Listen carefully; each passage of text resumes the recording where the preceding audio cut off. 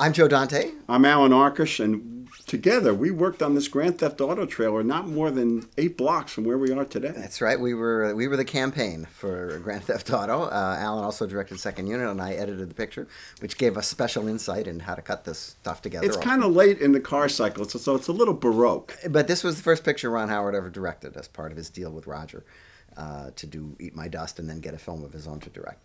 And so anyway, we did this trailer, and it worked out very well because look, Ron's making picture after picture. I mean, he's practically employable. And we actually wrote the trailer at some point during the making of the movie because we filmed scenes that are in the trailer for the trailer. Well, so confusing. We'll explain. Yeah, we'll tell you. This trailer's from hell. You'll figure it out. In fact, a lot of stuff got destroyed. About 70 cars and a couple of cameras. There's a shot coming up where the camera... Here it comes. One more frame. Blew out the whole camera.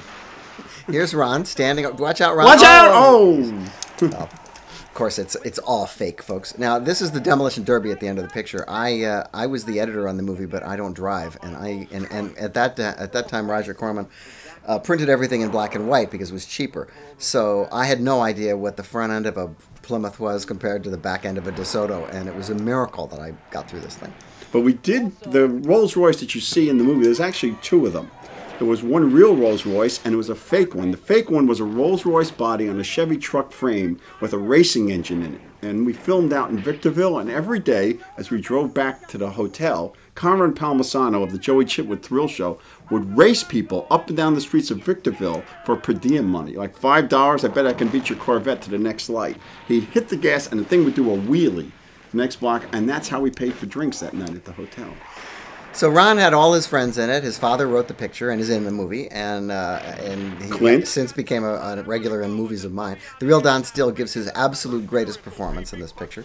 And one of the fun things about it is that the crew was a little unhappy with the lunches. Yeah. And so as I was editing the picture, I sat with Roger Corman one day in the editing room, and we looked at the dailies, and there was a big pile of McDonald's burgers in the middle of the road. And it was held for quite a while, and we sort of wondered what it was. And then a little speck appeared from the distance. And it got bigger and bigger and bigger and bigger. And this car came and ran over the McDonald's burgers. And Roger turned to me and said, I guess they don't like the lunches. But thank God for Cheryl, Ron's wife, because she used to make us enchiladas every day for lunch. She made a mean enchilada casserole. She actually catered the show. We blew up bridges in this movie. Everything blows up. This is actually, for what it is, I think, one of Ron's best movies. It knows exactly what it wants to be. It's very corny, but it's really well directed. And starring Ron Howard. Well, hell.